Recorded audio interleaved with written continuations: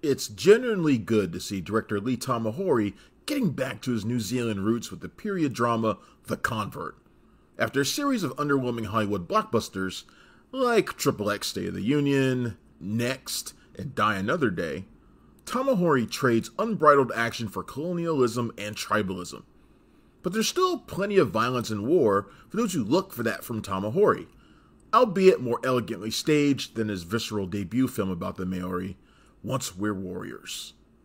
Tamahori begins the film with a swooping aerial view of 1830 New Zealand, deep forests and mountains spread far and wide. A bird is seen being swallowed up by a larger one diving from above, suggesting an inevitable evolutionary cycle where a more powerful creature dominates a lesser one. It's an apt metaphor for history as a whole, but also for this story in which white, moneyed settlers begin exerting their influence over the tribal natives.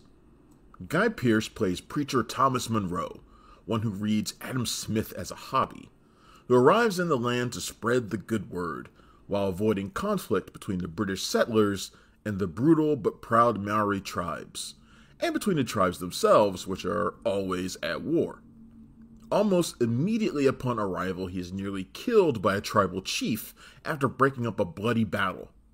Munro's pleas for mercy mostly go unheeded, except in the case of Rangami, played by Tiori Nagadi Melbourne, the daughter of a rival chief, who becomes his ward and a voice for the Māori. If you've come to win souls for Jesus, you're going to be busy, Munro was told, suggesting that playing the crusader for Christ is a fool's errand. But Munro's evolution will be strikingly familiar to anyone who has seen Dances with Wolves or other films about a white man forced to live among the so-called savages.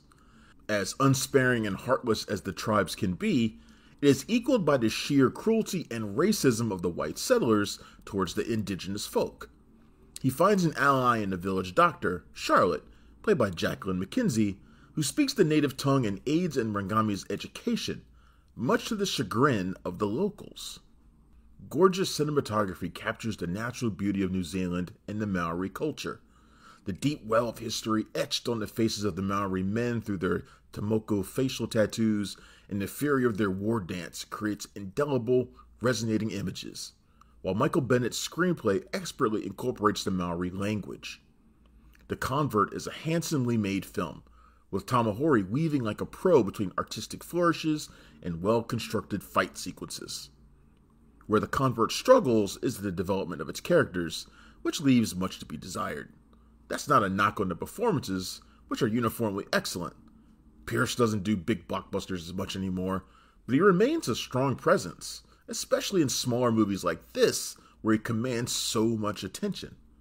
He's forceful and a bit slick as Munro, a man who is used to his words having a dramatic impact on people, but finding it less convincing in such a lawless land. He's only matched by Natai Melbourne, who brings a fiery passion as Rangami that elevates a baggy, slow second act.